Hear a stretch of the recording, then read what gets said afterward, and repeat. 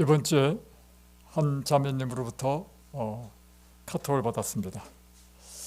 목사님, 제가 이든밸리에 가서 디톡스를 하고 싶은데요. 며칠부터 며칠까지 가도 돼요? 이렇게 문자가 왔습니다.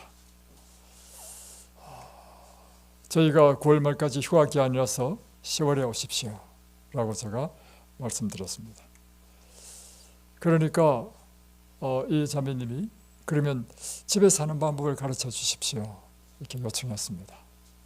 그래서 제가 집에서 할 수 있는 이 디톡스 방법을 가르쳐 주면서 말씀드렸습니다. 예, 이 디톡스는 단순히 굶는 것만이 아닙니다. 디톡스 할 때는 몸과 마음이 휴식을 가져야 합니다. 그래서 우리 몸과 마음이 휴식을 가질 때 우리 몸에서 일어나는 천년치유, 이것이 바로 디톡스입니다. 그런데 이 기간 중에 주의해야 될 것은 평상시처럼 일상적인 삶을 살면서 하게 되면 실패합니다. 이때는 일상적인 삶, 다시 말하면 어디를 돌아다니거나 하지 않으시고 특별히 한적한 천년계에 있는 곳에 따로 나가서 그곳에서 좋은 하나님의 말씀을 듣고 또한 묵상하며 보낼 때 우리 몸과 마음이 치유함을 잇는 디톡스가 일어납니다. 그렇습니다. 이든밸리에 오시게 되면 우리 입소자들에게 제일 먼저 시키는 것은 과일 금식을 시킵니다. 저희들이 과일 금식을 시키는 이 디톡스를 하는 목적이 무엇이죠? 그것은 우리 몸은 우리가 쉴 때 우리 몸이 회복되고 치료하는 일을 한다는 것입니다. 사실 그렇습니다. 날마다 우리 삶 가운데 음식이 들어가는 한 우리의 모든 장기는요, 위액을 생산해내고 그리고 소화하고 잘게 부수고 흡수하고 해서 우리 모든 장기가 쉴 시간이 없습니다.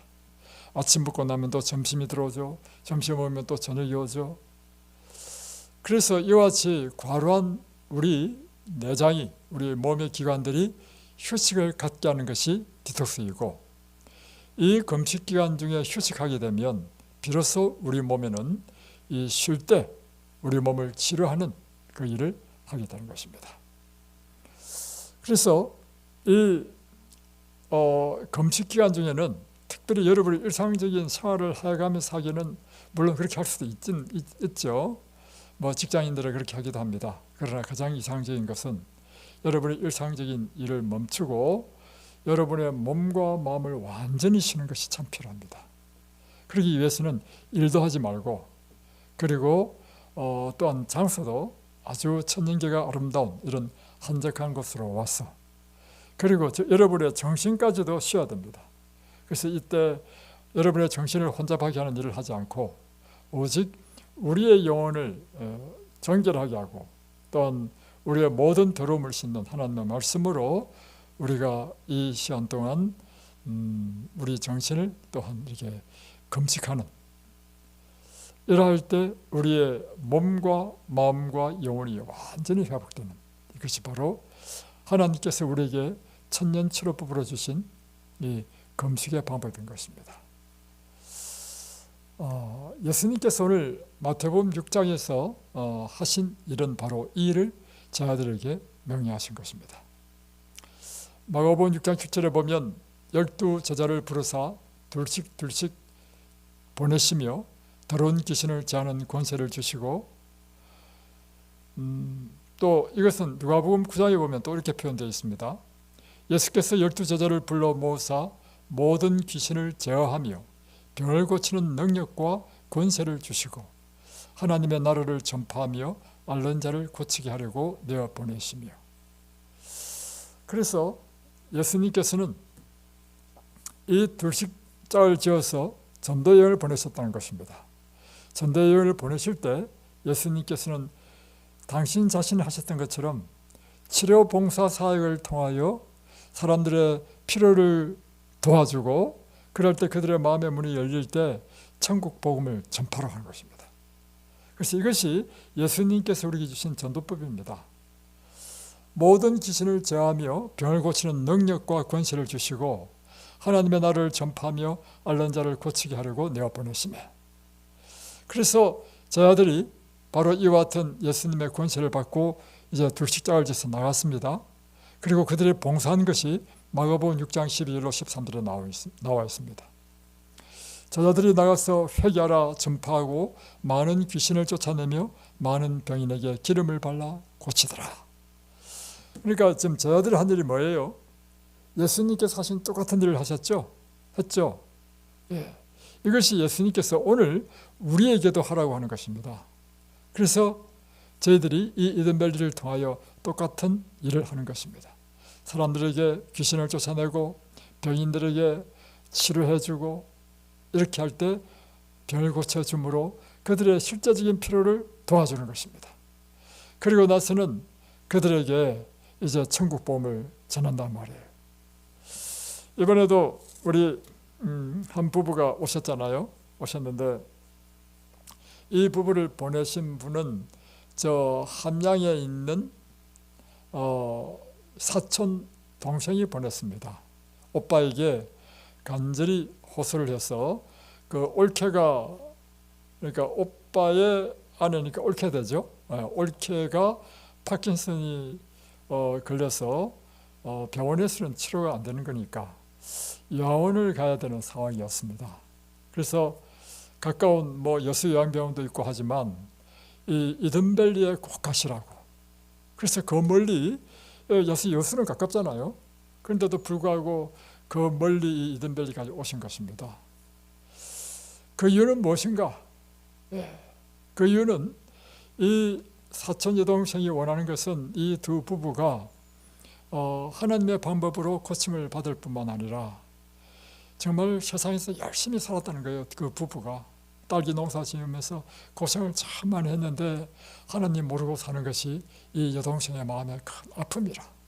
그래서 어떻게 하면 우리 오빠 내에게 하나님을 알게 해서 이 영생의 소망, 천국에 대한 소망을 갖고 살게 할까? 그것 때문에 이곳을 보낸 것입니다.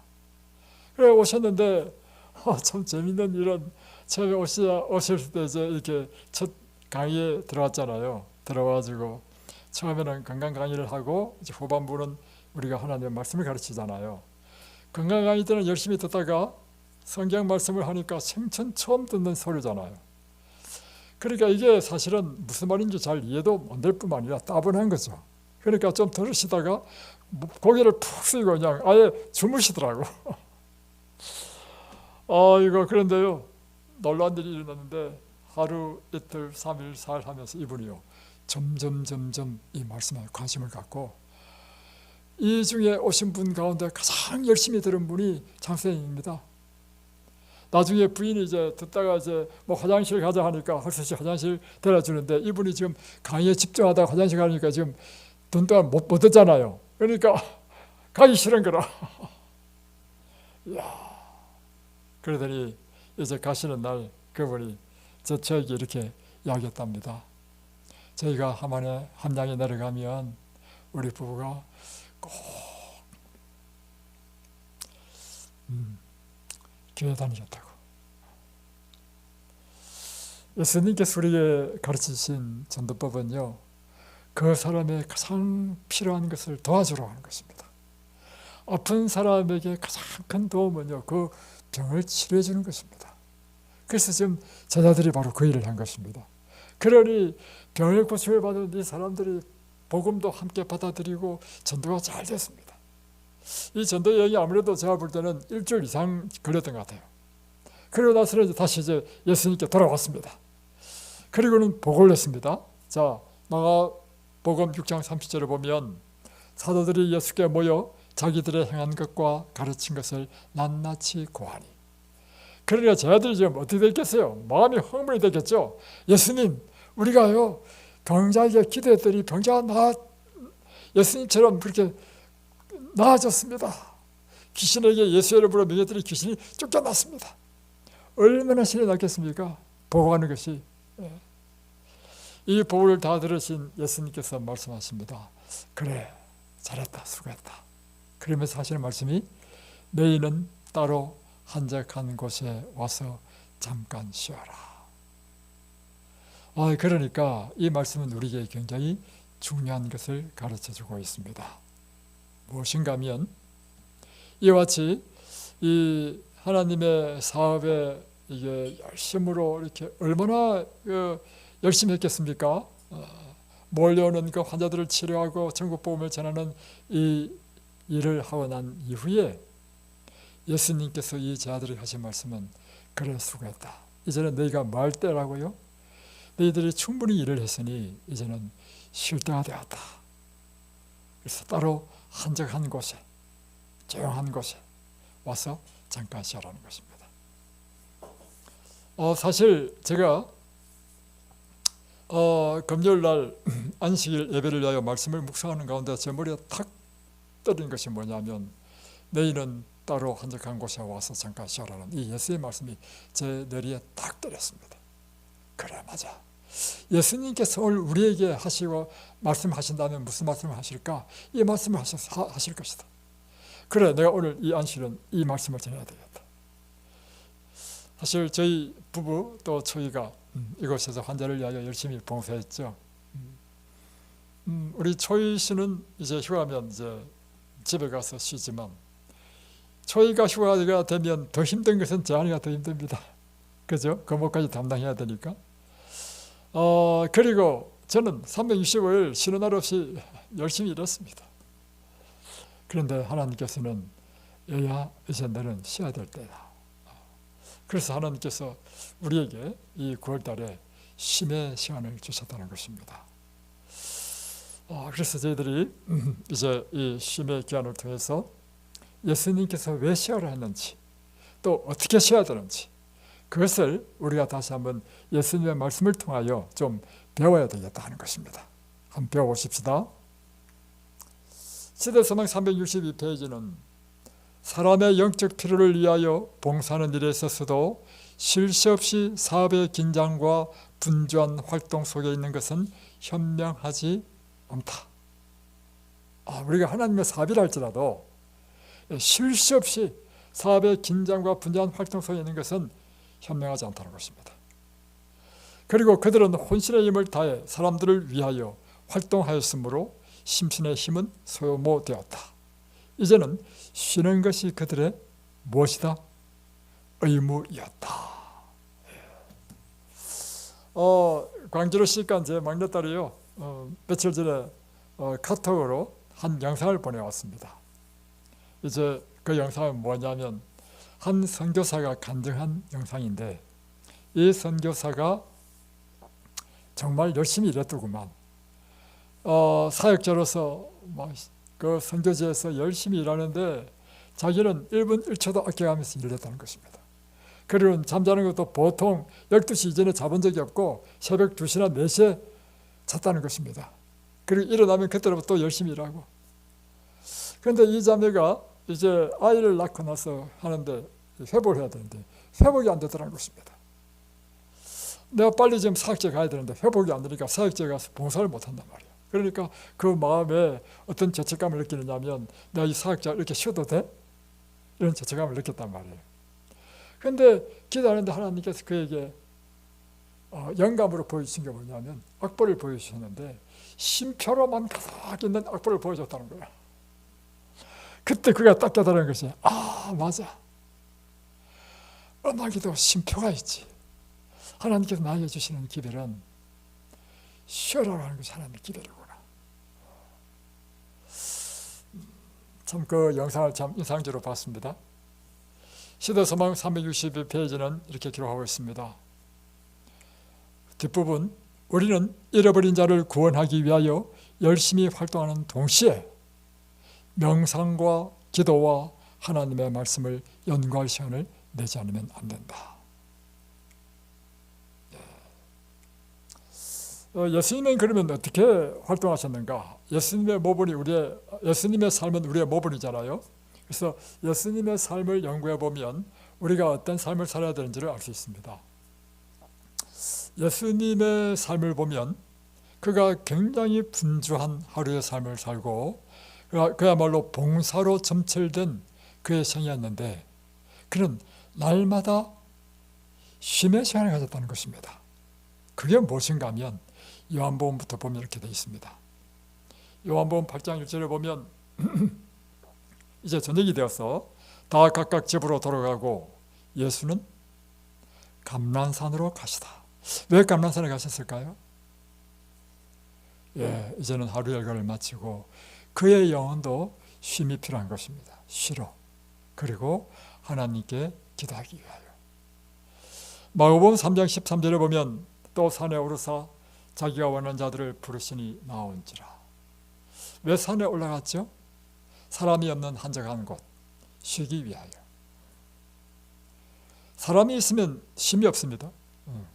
어제 모든 사람을 다 퇴소하시고 우리가 이제 오후부터 이제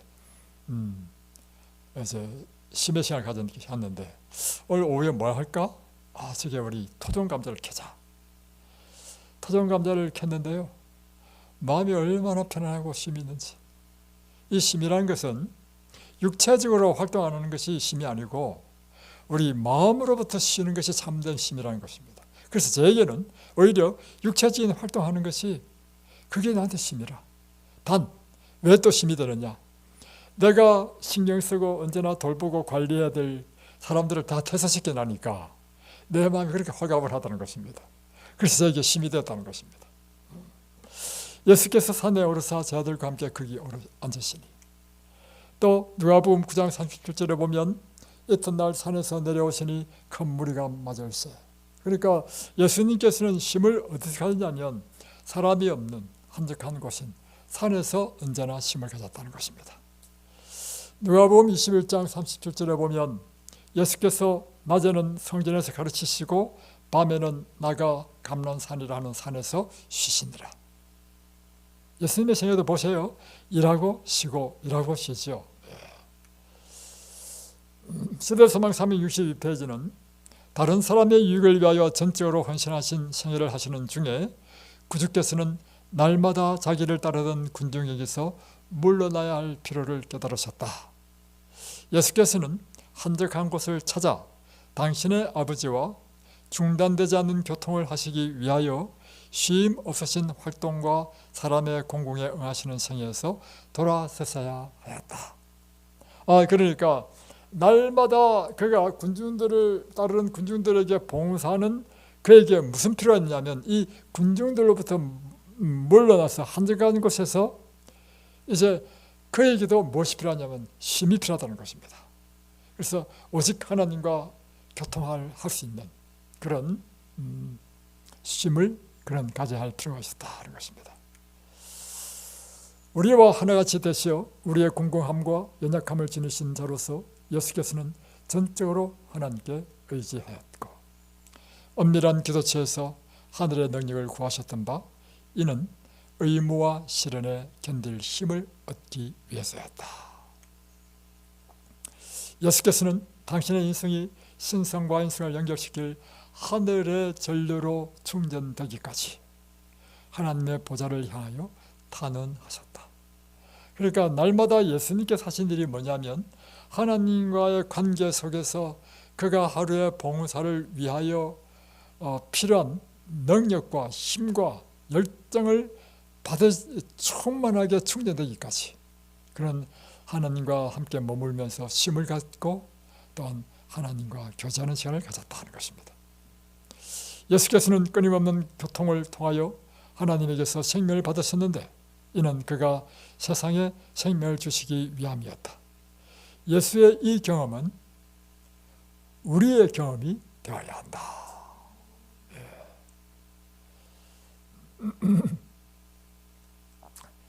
엘리야는 정말 정렬의 사람이었습니다. 믿음의 사람이었고 그가 정말 열왕기상 17장부터 18장에 보면 바알 선지자와 아스타롯 선지자 850명과 싸워가지고 그가 승리하는 모습을 볼 수 있죠.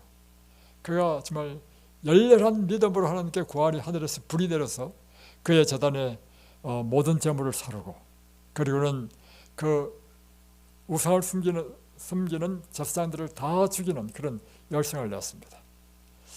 그랬더니 이 이세벨이 굉장히 화가 났습니다. 그래서 사자를 보내서 엘리야에게 기별을 전합니다. 내가 내일 이맘때는 정녕 내 생명으로 저 사람들 중 한 사람의 생명 같게 하리라. 그렇지 아니하면 신들이 내게 벌 위에 벌을 내리니 마땅하니라. 그러니까 이세벨이 너를 죽이겠다는 것입니다. 이 말을 듣고 이 엘리야가 그 믿음의 사람이 혼비백산에서 도망갑니다. 그가 이 형편을 보고 일어나 그 생명을 위하여 도망하여 유다에 속한 베엘세바에 이르러 자기의 사환을 그곳에 머물게 하고 스스로 광야로 들어가 하룻길쯤 행하고 한 로뎀 나무 아래 앉아서 죽기를 구하여 가로되 오 주여 넉넉하오니 지금 내 생명을 취하여 주옵소서. 나는 내 열조보다 낫지 못하니이다. 저는 이걸 읽을 때마다 참 좀 당황스러운 게 있죠. 그 믿음의 사람 엘리야가 어떻게 여자의 그 한 말에 그냥 혼비백산에서 이렇게 도망갈까? 낙심해가지고 이렇게 죽기를 구할까? 우울증 환자야 지금. 여러분 선지자왕 보면 이렇게 되어 있습니다.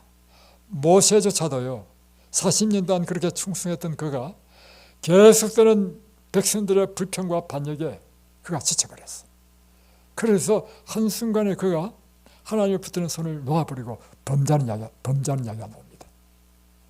마찬가지로 이 엘리야의 지금 이 사건을요 성경을 잘 읽어보면 마치 초인적인 삶을 삽니다. 아침부터 해가지고 저녁까지 그 바알의 선지자와 싸웠죠. 그리고 나서 비를 또 구했죠. 비가 내리니까 또 왕의 마차를 또 그 왕까지 인도한다고 앞서 23km나 되는 긴 거리를 뛰었습니다. 달렸습니다.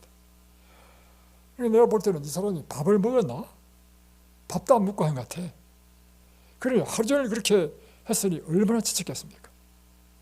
사단이 우리를 공격하는 가장 좋은 때는요 우리가 이렇게 몸이 피곤하고 지쳤을 때, 그때 우리에게 시험하기가 가장 좋은 때라는 것입니다. 이때 모세도 넘어졌습니다. 엘리야도 넘어졌습니다. 그래서 이 사단은요 예수님이 40일 금식했을 때 가장 허기지고 지쳤을 때 그때 시험하러 온 것입니다. 그래서 우리 자신을요 이것을 보고서 우리가 깨달아야 되는 것은 뭐냐면 우리 자신을 사단이 시험할 수 있는 그런 극한적인 상황으로 몰고 가서는 안 된다는 것입니다. 그러니까 하나님께서 하신 일이 무엇인가? 이 엘리야에게 쉼을 주셨습니다. 로뎀 나무 안에서 푹 자게 한 다음에 천사가 와서 그를 어루만져주고, 이걸 제가 표현하기는 마사지를 했다.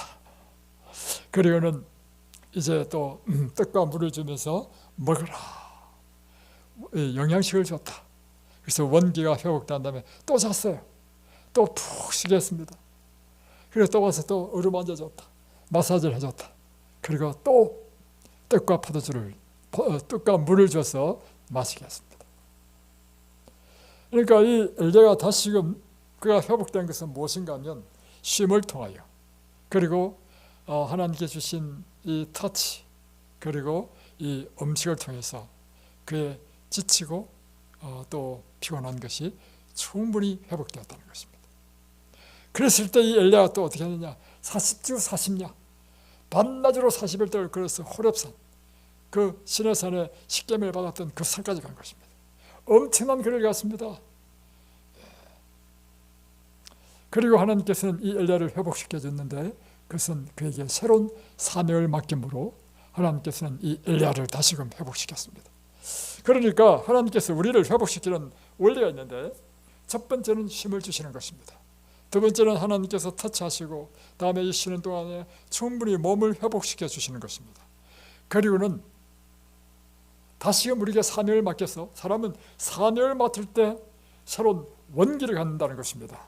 그래서 사명을 주셔서 이 엘리야에게 아람 왕으로 하사엘에게 기름을 부어서 아람 왕이 되게 하고, 예후에게는 기름을 부어서 이스라엘 왕이 되게 하고, 엘리사에게 기름을 부어서는 너를 대신하는 선지자가 되게 하라 하는 사명을 줬다는 것입니다. 자, 이와 같은 사건을 통해서 예수님께서 또 제 아들이 하신 것을 보면 똑같은 패턴인 것을 알 수 있습니다. 제 아들이 둘씩장을 지어서 성교여행 갔죠. 정말 놀라운 경험했습니다. 그때 정말 불철주야 열심히 일을 했죠. 그래서 돌아왔습니다. 그럴 때 예수님께서 그들에게 하신 것은 이제 너희는 쉬어야 할 때다. 따로 한적한 곳에 와서 잠깐 쉬어라 했습니다. 시내광야의 모세와 같이 유대 언덕 사이에 있던 다윗같이 그리 시냇가의 엘리야와 같이 그들이 쉬는데 어디 와서 쉬어야 되느냐 하면 천년계의 아름다운 풍경이 있는 곳에서 쉬어야 된다는 것입니다. 그리고 사람과 떨어진 한적한 곳에서 쉬어야 됩니다. 왜냐하면 우리가 사람을 만나게 되면 사람과 끊임없이 관계를 맺고 가져야 되기 때문에 쉼이 없죠. 그래서 예수님께서는 이제는 군중의 무리를 떠나서 한적한 곳에 와서 그리고 아름다운 천년계가 있는 이 풍경 속에서 쉬도록 한 것입니다. 그래서 제자들은 그리스도와 자연과 그리고 자신의 마음과 교통하기 위하여 바쁜 활동의 무대에서 떠날 필요가 있었던 것이다. 혹수의 북쪽 끝에 있는 베데스다 근방에는 봄의 실록이 우거진 아름답고 한적한 곳이 있었다. 그것은 예수와 제자들에게 자유로운 휴식처를 제공하였다. 그들은 여기에서 잠시 동안 저희의 주와 단란하게 귀중한 교제의 시간을 즐길 수 있었다. 그래서 예수님께서 주신 것을 보십시오. 사람들이 없는 한적한 곳으로 데려갔어. 그리고 갈릴리 호수가 보이고 또 봄의 실록이 우거진 그 아름다운 풍경이 있는 곳에서 그런데 이제 그들이 쉴 때 뭘 했는가? 쉴 때 단순히 그냥 향락을 추구한 그런 쉼이 아니라 우리가 이제 여름 휴가 가면 사람들이 사실 그동안 일을 해가지고 지쳐가지고 여름 휴가는 쉬어야 되는데 오히려 여름 휴가에 더 지치죠. 왜냐하면 이 여름 휴가를 진정한 이 휴식의 시간으로 사용하는 것이 아니라 뭔가 자신을 즐겁게 하기 위하여 향락적인 그런 장소와 그런 일을 한단 말이에요. 이것은 하나님께서 말씀하신 진정한 쉼이 아닌 것입니다.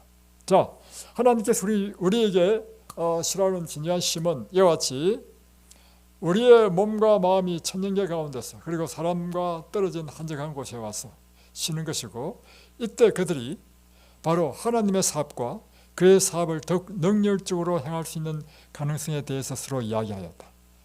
이때 뭘 해야 되느냐 하면 하나님의 말씀을 묵상하는 우리에게 적용한다면 지금 제자들은 예수님이 직접 계시기 때문에 예수님으로부터 직접 이야기를 들을 수 있잖아요. 그러니까 우리는 예수님이 직접 계시지 않습니다. 이를 어떻게 할 수 있느냐? 우리가 성경을 통해서 성경을 묵상하고 예언의 신을 묵상하는 시간을 가짐으로 하나님의 사업과 그 사업을 더욱 능률적으로 행할 수 있는 것들을 묵상하고 배우는 시간을 가질 수 있다는 것입니다. 예수께서는 그들의 과오를 고쳐주시고 사람들에게 접근하는 바른 방법을 명확하게 가르쳐 주셨다. 그들이 어디에서 실패했는지 그것에 대해서 지적해주고 또 사람들에게 접근하는 방법도 가르쳐 주시고 그들은 하나님의 능력으로 활력을 얻고 희망과 용기로 고마움을 받았다. 이러니까 그들이 이제 여러분 쉼에 있어서도요 무엇이 더 중요하냐면요 우리는 영적인 존재이기 때문에 영적인 메시지가 들어봐야 돼. 이번에 이제 7월 달에도 우리가 장막 부흥을 했고 8월 때도 장막 부흥했습니다. 장막 부흥회 때 사람들이 엄청 감동받았습니다. 왜냐하면 하나님의 말씀이 있었기 때문에 그렇습니다. 하나님의 말씀이 사람들의 마음에 새로운 힘과 에너지를 준 거예요. 그러니까 단순히 쉬는 것뿐만 아니라 지금 예수님이 자들이 한 것처럼 하나님의 이 메시지로 그들에게 하나님의 뜻을 계시해 주시고 또 우리가 해야 될 사명을 이야기해 주시고 그러면서 우리에게 영적으로 다시금 심령이 소생하고 부흥하는 그런 경험을 갖게 될 때 이것이 가장 최고의 쉼의 방법이라는 것입니다. 저희들이 10월 달에도 이제 우리가 한 분을 초청했죠. 우리가 추석 연휴 기간 동안에 일주일 동안 우리 하영판 장로님을 초청해서 또 그와 같은 시간을 준비하고 있습니다. 마가복음 6장 41절에 보면 바로 이 사건 이후에 이제 예수님께서 제자들을 데리고 가서 또 사람들을 위해서 봉사했는데 그것이 바로 오병이어의 기적을 한 것입니다. 예수님의 방법은 무엇인가? 성교봉사 249페이지에 보면 예수의 제자들은 일하는 법과 쉬는 법에 대하여 배워야 했다. 오늘날에도 하나님의 택함을 받은 일꾼들이 따로 한적한 곳에 가서 잠깐 쉬라는 예수님의 말씀에 귀를 기울일 필요가 있다. 이 말씀을 무시함으로 기중한 많은 생명들이 불필요하게 희생당한다. 여기 보십시오. 예수님께서 오늘 택함을 받은 하나님의 택함을 받은 일꾼들에게 하신 말씀은 따로 한적한 곳에 가서 잠깐 쉬어라는 것입니다.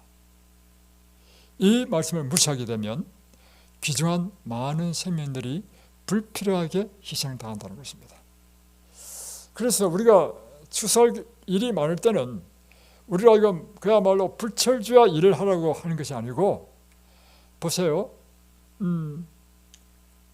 추수할 일꾼들을 우리에게 보내달라고 이렇게 기도하라는 것입니다. 사람의 영적 필요를 위하여 봉사하는 일에 있어서도 쉴 새 없이 사업의 긴장과 분주한 활동 속에 있는 것은 현명하지 못하다는 것입니다. 왜냐하면 이렇게 함으로 개인의 경건성이 소홀히 되고 정신과 심령과 육체의 능력이 지나친 부담을 받기 때문입니다.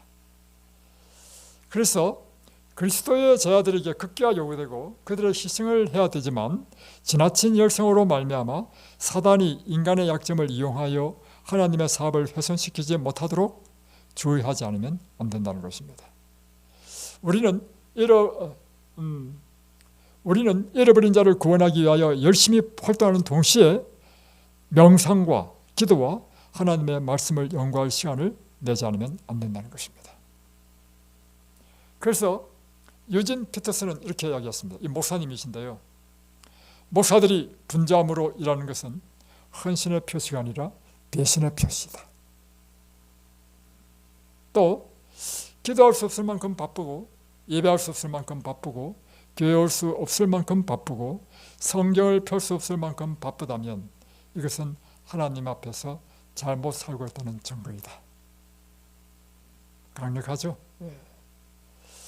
그래서 하나님께서는 이 쉼이 너무나 중요하기 때문에 우리의 인체에서도 쉼의 법칙을 만들어 주셨고 우리의 삶의 쉼의 법칙을 만들어 주셨습니다.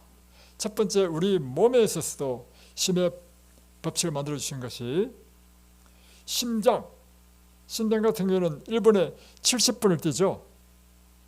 그러면 80세를 산다고 하면요, 몇 번을 뛸까? 80년 동안 30억 번을 뛰어야 됩니다. 그런데 심장은 계속 뛰는 것 같죠? 그러면 심장이 견디지 못합니다. 그래서 심장도요, 일하고 쉬고 하는 걸 하는데요, 이 피를 확 품을 때 이 일하는 거죠. 이럴 때 0.3초 동안 수축한다는 것입니다. 그리고 쭉 이완되는 것 0.5초 동안 이완하면서 이 심장이 쉰다는 것입니다. 또 0.3초 팍 품고 또 0.5초 쉬고. 우리 심장도요, 3분의 1은 일하고 3분의 1은 일할 준비를 하고 3분의 1은 일하고 난 다음에 쉰다는 것입니다. 그래서 계속 교대로 해서 일하고 쉰다는 것입니다. 우리 신체의 모든 기관이 마찬가지입니다. 위장도 2시간 반 동안 소화를 시킨 다음에는 2시간 반 동안 쉽니다. 그래서 식사는 5시간 간격으로 하는 것이 좋다는 것입니다. 그런데 이 위장에게 계속해서 음식을 넣어주면 간식을 하게 되거나 과식을 하게 되면요, 위장이 망가집니다. 그게 위장병입니다. 위암이고. 그래서 하나님께서 세우신 이 쉼의 법칙에 따라 우리 몸을 관리해야 우리가 건강하게 된다는 것입니다.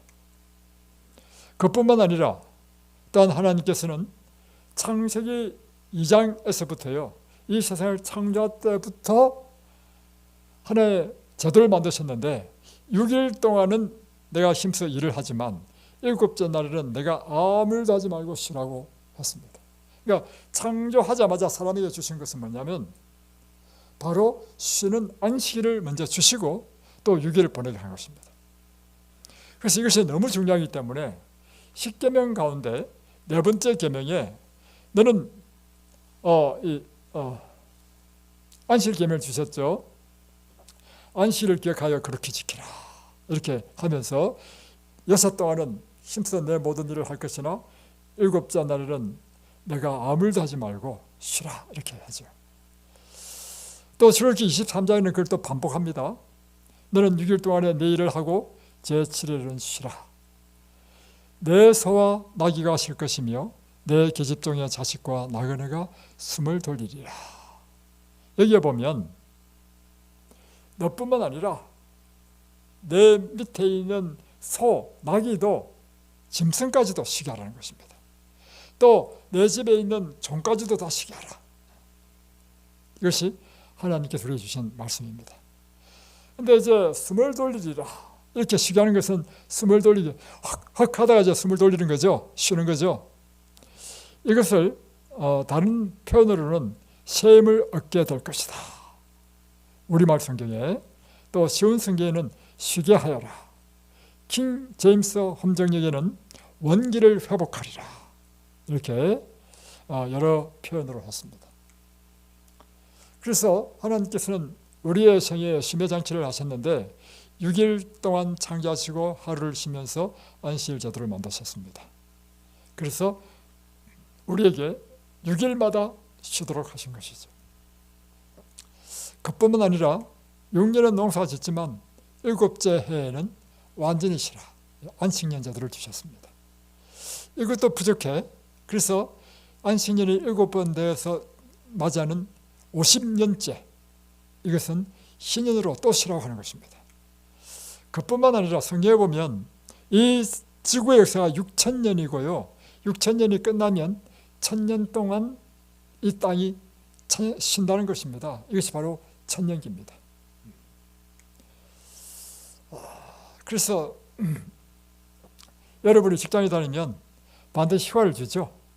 휴가를 주는 이유는 뭐냐면 계속 일을 시키면요, 사람이 견뎌나지 못하기 때문에 휴가를 주는 것입니다. 월차 주죠. 그다음에 연차 주죠. 여름 휴가 주죠. 등등.